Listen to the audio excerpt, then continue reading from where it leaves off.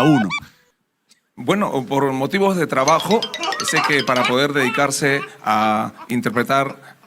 Hoy vamos a descubrir cómo vivió realmente Javier Solís, el rey del bolero ranchero, que con su voz de terciopelo conquistó al mundo entero, desde sus orígenes humildes en una vecindad de la colonia Guerrero, hasta convertirse en uno de los cantantes mejor pagados de México y ser apadrinado por el mismísimo Frank Sinatra. Acompáñanos a conocer la fortuna, las propiedades y los lujos que rodearon al hombre de la voz inolvidable, y te aseguro que este recorrido te va a fascinar. ¡Comencemos! El hombre detrás de la leyenda. Gabriel Siria Levario nació el 4 de septiembre de 1931 en el número 165 de la calle Simón Bolívar, en el corazón de la colonia Guerrero de la Ciudad de México. Fue el primogénito de Francisco Siria Amora, un humilde panadero, y Juana Levario Plata, una vendedora ambulante. Su padre era alcohólico y murió muy pronto, dejando a la familia en una miseria absoluta. Su madre, incapaz de mantenerlo, lo entregó a sus tíos maternos. Gabriel quedó al cuidado de su tía Ángela y su tío, a quienes siempre consideró sus verdaderos padres. La colonia Guerrero de los años 30 era un barrio duro, de vecindades hacinadas, calles polvorientas y gente que luchaba día a día por sobrevivir.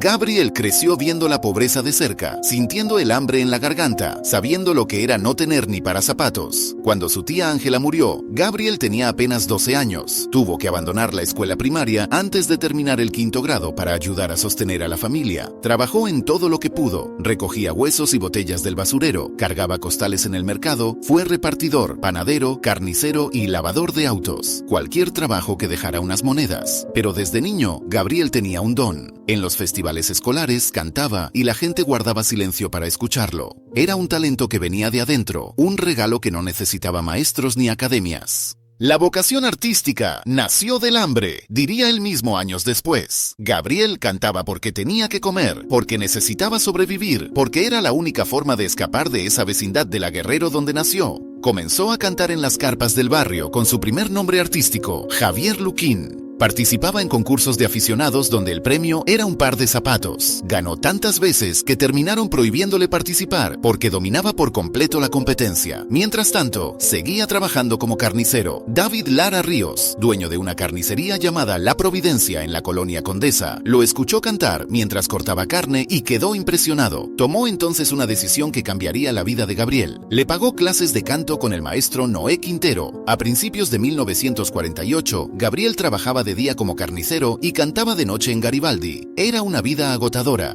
Cantaba en restaurantes como el Tenampa, viviendo de las propinas que a veces no alcanzaban ni para el camión de regreso. En 1955 cambió su nombre artístico a Javier Solís, un nombre que haría historia. Ese mismo año fue contratado para cantar en el Bar Azteca, su primer trabajo estable como cantante. La vida de Javier cambió para siempre a mediados de 1955. Una noche, mientras cantaba en el Bar Azteca, entró al lugar Julito Rodríguez, guitarrista del trío Los Panchos. Julito lo recomendó para una audición con Felipe Valdés Leal, director artístico de Discos Columbia de México. El 15 de enero de 1956, a los 24 años, firmó su primer contrato profesional con una disquera. El 5 de septiembre de 1957, recibió su primer disco de platino. Javier Solís ya no era el carnicero de la colonia Condesa. Era una estrella en ascenso. Con Javier Solís nació un estilo musical completamente nuevo, el bolero ranchero.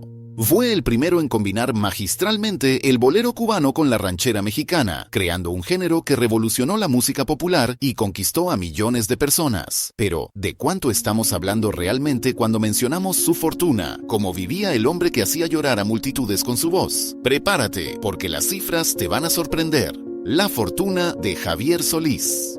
Javier Solís fue, sin exagerar, uno de los cantantes mejor pagados del bolero ranchero durante los años 60. Su fama creció tanto que logró dejar atrás la pobreza de la colonia Guerrero y comenzar una vida completamente distinta. Sin embargo, hay un dato clave que debes conocer desde el inicio. Javier nunca llegó a acumular una gran fortuna. La razón, gastaba prácticamente todo lo que ganaba. En el punto más alto de su carrera, entre 1959 y 1966, sus honorarios por presentación eran realmente impactantes. De acuerdo con documentos de la época y testimonios de historiadores musicales, Javier cobraba entre 5,000 y 10,000 pesos por actuación. Para entender la magnitud, el salario mínimo en México en 1960 rondaba los 16 pesos diarios, es decir, cerca de 480 pesos al mes. En una sola noche, Javier ganaba lo que un trabajador promedio obtenía en más de un año. Era una cantidad descomunal de dinero.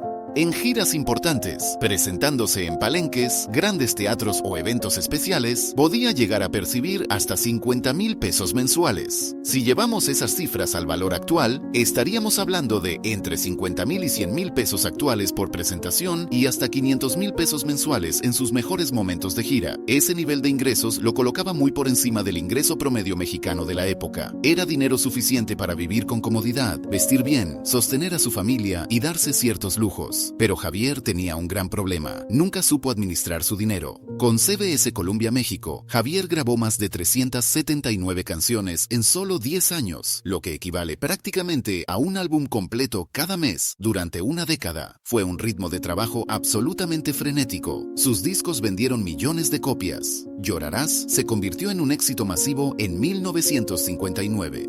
Sombras, grabado el 8 de febrero de 1965, rompió todos los récords de ventas previos de la disquera, que le otorgó una medalla por sus logros como cantante y por sus altas ventas. Entre sus álbumes más exitosos se encuentran Javier Solís, Volumen Enero de 1957, Llorarás de 1959, Javier Solís, con banda de 1959 grabado en Nueva York con una banda sinfónica, Javier Solís en Nueva York, con arreglos orquestales, Enamorado de ti de 1961, con acompañamiento de mariachi, Fantasía Española de 1962, Trópico de 1962, El peor de los caminos de 1962, Prisionero de marzo de 1963 y Romance de 1964. Las regalías de estos discos le generaban ingresos constantes. Cada vez que una canción sonaba en la radio, cada vez que se vendía un disco, Javier recibía dinero. Sin embargo, las regalías de aquella época no eran tan generosas como las actuales. Los artistas recibían un porcentaje reducido de las ventas y las disqueras se quedaban con la mayor parte. Aún así, gracias a sus ventas millonarias, Javier ganaba muy bien por sus discos, pero ese dinero entraba y salía de sus manos con la misma rapidez. Javier Solís también protagonizó más de 30 películas entre 1960 y 1966. Su debut cinematográfico fue en 1960 con El Norteño y, a partir de ahí, la industria cinematográfica mexicana lo utilizó intensamente para llenar el vacío que había dejado la muerte de Pedro Infante. Por cada película, Javier cobraba entre 15,000 y 30,000 pesos. Si llevamos esas cifras a valor actual, estaríamos hablando de entre 150,000 y 300,000 pesos de hoy por película. En 1959, Javier realizó su primera gira internacional por Estados Unidos, Centro y Sudamérica. Se presentó en escenarios como el $1 Million Theater de Los Ángeles, en Puerto Rico y en varios teatros de Nueva York. El público latino en Estados Unidos lo recibió con auténtica euforia. Para 1960, Columbia Records de Nueva York decidió grabarlo a nivel internacional. Frank Sinatra, que de ese negocio sabía bastante, se ofreció a apadrinarlo. Contar con la bendición de Sinatra era como recibir la bendición de Dios dentro de la industria musical mundial de aquella época. Las propiedades de Javier Solís. A diferencia de otros ídolos de su tiempo como Pedro Armendáriz o Cantinflas, Javier Solís nunca fue dueño de mansiones impresionantes ni de grandes haciendas. Su vida inmobiliaria fue mucho más modesta, y eso dice mucho de su carácter y de su origen humilde que jamás olvidó. Todo comenzó en el número 165 de la calle Simón Bolívar, en la colonia Guerrero. Era una vecindad típica de los barrios bravos de la Ciudad de México en los años 30 y 40. Cuartos pequeños alrededor de un patio central, baños compartidos, lavaderos comunitarios, pisos de cemento agrietado y paredes que dejaban pasar el frío en invierno y el calor en verano. La colonia Guerrero era un barrio de gente trabajadora, de vendedores ambulantes, de cargadores de mercado, de familias que vivían con lo justo. Las vecindades se llenaban de niños jugando en los patios, de mujeres lavando ropa en los lavaderos, de hombres regresando agotados de trabajos mal pagados. En una de esas vecindades nació Gabriel Siria Levario. Allí aprendió lo que era no tener nada, lo que era el hambre real, lo que significaba trabajar desde niño para ayudar a llevar comida a casa. Esa vecindad lo marcó para siempre. A pesar de volverse famoso y de ganar dinero, Javier nunca pudo olvidar de dónde venía. Hoy en día, la Colonia Guerrero sigue siendo un barrio popular, aunque ha cambiado mucho desde los años 30. Muchas de esas vecindades antiguas fueron demolidas o están en ruinas, pero todavía se pueden ver algunas que conservan esa arquitectura de patios centrales y cuartos alrededor, testimonio de cómo vivían millones de mexicanos en aquella época. Durante su etapa de fama, entre 1960 y 1966, Javier vivió en casas rentadas en zonas mejores de la Ciudad de México. Sí, rentadas, no compradas. Ese detalle es clave para entender a Javier Solís. Vivía mejor que en la vecindad de la Guerrero, por supuesto. Tenía una casa con varias recámaras, sala, comedor y baños privados. Ya no compartía el baño con 20 familias, ni dormía con varios en un solo cuarto, pero nunca compró una mansión. Nunca fue propietario de residencias lujosas. A pesar de su fama y de sus ingresos, Javier Solís mantuvo un estilo de vida relativamente sencillo en cuanto a vivienda. Nunca se desprendió del todo del barrio. Frecuentaba Garibaldi, los centros nocturnos donde comenzó y los restaurantes de músicos donde se sentía en casa. Cuando tenía dinero, vivía bien. Cuando escaseaba, se ajustaba. No cargaba con hipotecas millonarias ni con mansiones costosas de mantener. Esa flexibilidad venía de no haberse comprometido jamás con propiedades caras. Amigos y familiares siempre dijeron que Javier era un hombre sencillo en su forma de vivir. No presumía, no alardeaba, no invitaba a la gente a su casa para mostrar cuánto tenía. Era discreto y reservado con su vida privada. Colección de vehículos. Javier Solís tuvo algunos automóviles acordes a su fama y a su estatus como estrella. Uno de los más conocidos fue un Chevrolet Impala de los años 60.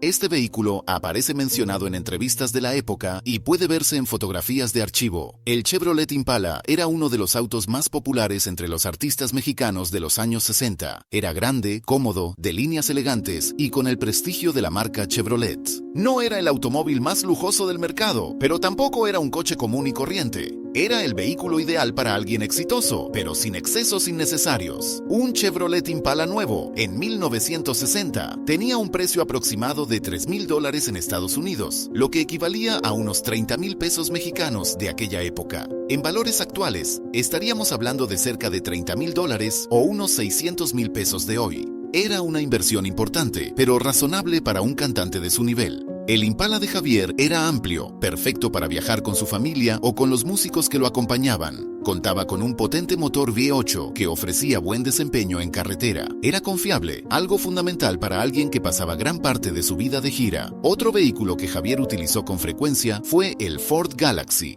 Este automóvil era muy popular entre cantantes y músicos de gira porque resultaba cómodo, espacioso y extremadamente confiable. El Ford Galaxy de los años 60 era un coche grande, con asientos amplios y una cajuela enorme donde cabían maletas e incluso instrumentos musicales. Era ideal para los viajes largos entre ciudades, algo que Javier hacía constantemente. Un Ford Galaxy nuevo costaba entre $2,500 y $3,000, una cifra similar al Impala. Era un automóvil de clase media alta, respetable y cómodo, pero sin la ostentación de un Cadillac o un Lincoln. Javier usaba este coche principalmente para trasladarse a presentaciones en el interior del país: México-Guadalajara, México-Monterrey, México-Veracruz, trayectos largos por carreteras que aún estaban en desarrollo y que exigían un vehículo confiable que no lo dejara varado en medio de la nada. Sus contratos. El contrato que Javier firmó con CBS Columbia México el 15 de enero de 1956 fue su único acuerdo profesional realmente importante. No tuvo contratos paralelos con otras disqueras ni acuerdos especiales de regalías. No negoció porcentajes sobre las ganancias extraordinarias que generaba. Era un contrato estándar para la época. La compañía discográfica pagaba las grabaciones, otorgaba un pequeño porcentaje por ventas y se quedaba con el control de los derechos. Javier aceptó porque necesitaba el trabajo, porque venía de cantar por propinas en Garibaldi. No contaba con asesores legales ni representantes que defendieran mejores condiciones. Simplemente firmó lo que le pusieron delante. Ese fue su primer gran error.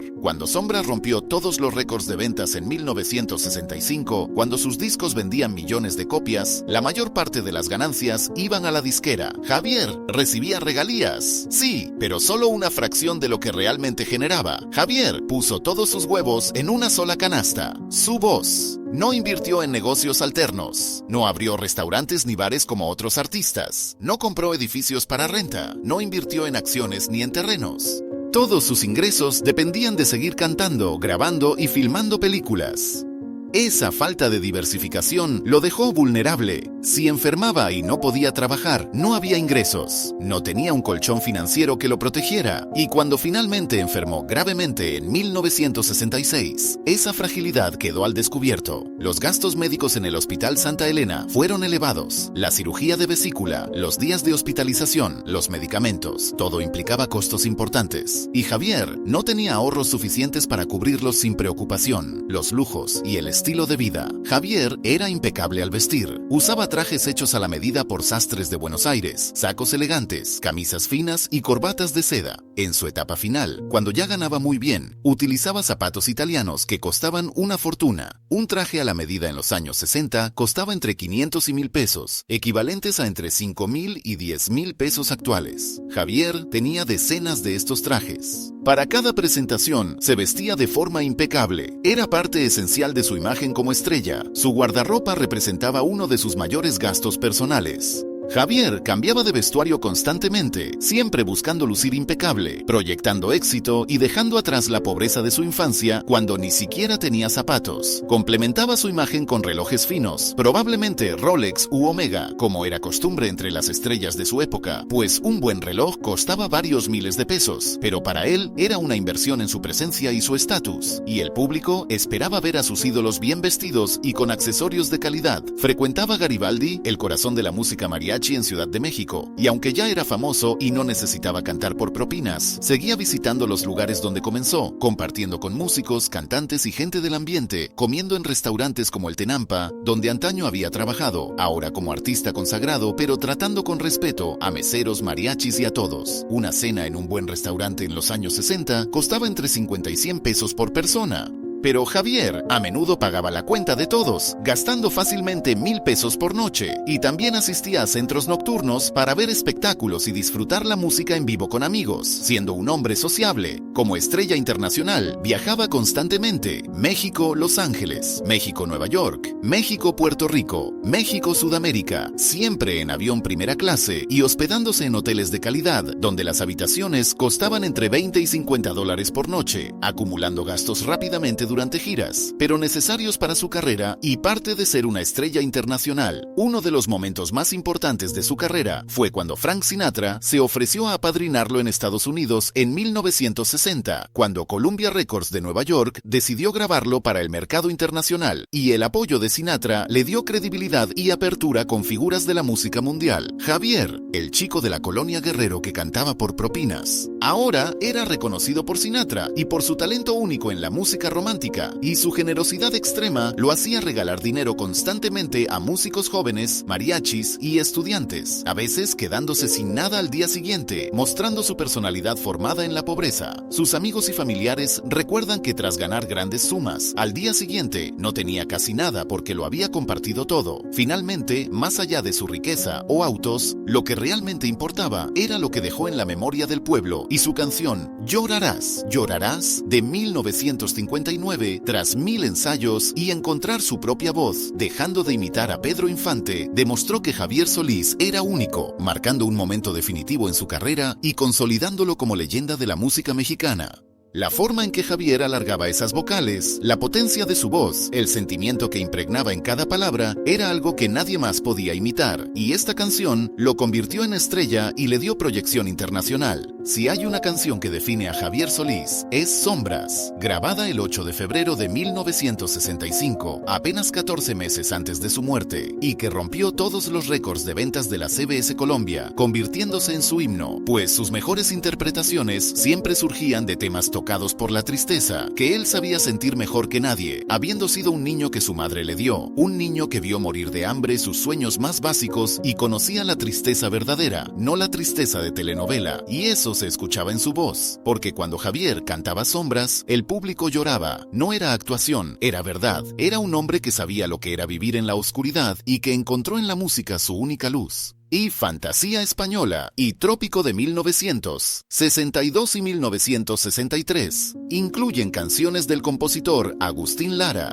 convirtiéndose Javier en uno de los mejores intérpretes de Lara junto con Pedro Vargas y Toña la Negra, dando nueva vida a Granada, Solo una vez, María Bonita, Noche de Ronda, con un tratamiento distinto, más dramático y profundo. Hasta el propio Lara reconoció que Javier entendía perfectamente sus canciones. La lista de éxitos de Javier Solís es interminable. En apenas 10 años grabó 379 canciones, un ritmo absolutamente frenético que pocos artistas han igualado, grabando un álbum completo cada mes durante una década, y cada canción tenía una historia, un sentimiento, un pedazo del alma de Javier, porque no cantaba por cantar, cantaba porque era la única forma de expresar todo lo que llevaba dentro, y con sus interpretaciones comenzó una nueva era para la música de mariachi, dejando atrás los tonos y temáticas campiranas para incorporar la lírica urbana y adaptaciones de canciones latinoamericanas, creando un bolero ranchero que combinaba lo mejor de dos mundos: la melancolía del bolero cubano con la fuerza del mariachi mexicano, música urbana con raíces tradicionales, moderna pero respetuosa del pasado, refrescando la música ranchera y capturando el interés de millones, mientras la México de los años 60 se urbanizaba, y Javier supo reflejar ese cambio, recibiendo múltiples discos de platino por las ventas millonarias de sus grabaciones. El primero, el 5 de septiembre de 1957, por su primer disco, y la medalla que CBS Columbia le entregó en 1965 por los récords de sombras, fue uno de sus mayores orgullos. El reconocimiento de que había llegado a la cima, el rey del bolero ranchero. Pero más allá de premios formales, Javier recibió el reconocimiento más importante: el amor del pueblo, llenando teatros en todo el continente,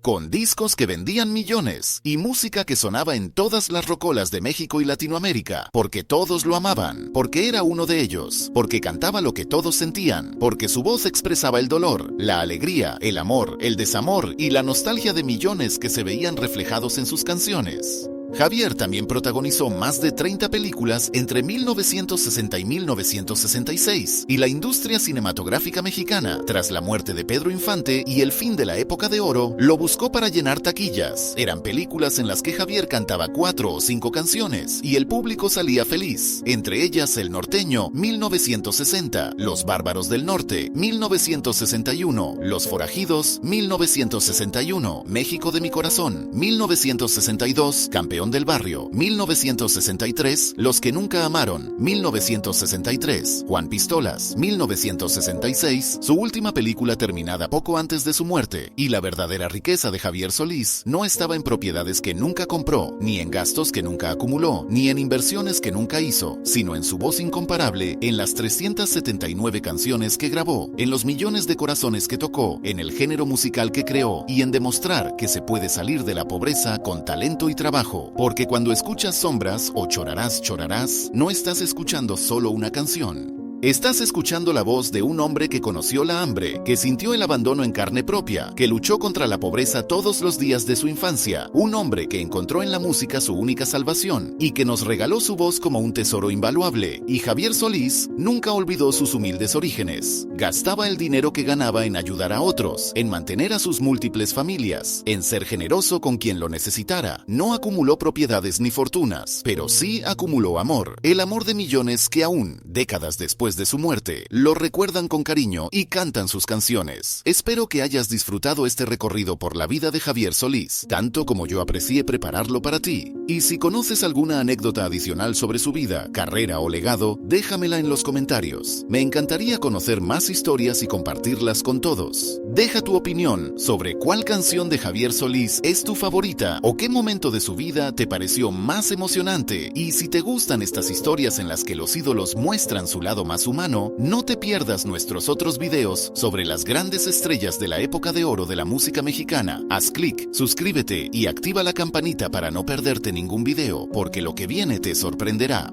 Javier también protagonizó más de 30 películas entre 1960 y 1966, y la industria cinematográfica mexicana, tras la muerte de Pedro Infante y el fin de la época de oro, lo buscó para llenar taquillas. Eran películas en las que Javier cantaba 4 o 5 canciones y el público salía feliz, entre ellas El Norteño, 1960, Los Bárbaros del Norte, 1961, Los Forajidos, 1961, México de mi corazón, 1962, Campeón del Barrio, 1963, Los que nunca amaron, 1963, Juan Pistolas, 1966, su última película terminada poco antes de su muerte, y la verdadera riqueza de Javier Solís no estaba en propiedades que nunca compró, ni en gastos que nunca acumuló, ni en inversiones que nunca hizo, sino en su voz incomparable, en las 379 canciones que grabó, en los millones de corazones que tocó, en el género musical que creó y en demostrar que se puede salir de la pobreza con talento y trabajo. Porque cuando escuchas Sombras o Chorarás, Chorarás, no estás escuchando solo una canción. Estás escuchando la voz de un hombre que conoció la hambre, que sintió el abandono en carne propia, que luchó contra la pobreza todos los días de su infancia, un hombre que encontró en la música su única salvación y que nos regaló su voz como un tesoro invaluable. Y Javier Solís nunca olvidó sus humildes orígenes. Gastaba el dinero que ganaba en ayudar a otros, en mantener a sus múltiples familias, en ser generoso con quien lo necesitara. No acumuló propiedades ni fortunas, pero sí acumuló amor, el amor de millones que aún, décadas después de su muerte, lo recuerdan con cariño y cantan sus canciones. Espero que hayas disfrutado este recorrido por la vida de Javier Solís, tanto como yo aprecié prepararlo para ti. Y si conoces alguna anécdota adicional sobre su vida, carrera o legado, déjamela en los comentarios. Me encantaría conocer más historias y compartirlas con todos. Deja tu opinión sobre cuál canción de Javier Solís es tu favorita o qué momento de su vida te pareció más emocionante. Y si te gustan estas historias en las que los ídolos muestran su lado más humano, no te pierdas nuestros otros videos sobre las grandes estrellas de la época de oro de la música mexicana. Haz clic, suscríbete y activa la campanita para no perderte ningún video, porque lo que viene te sorprenderá.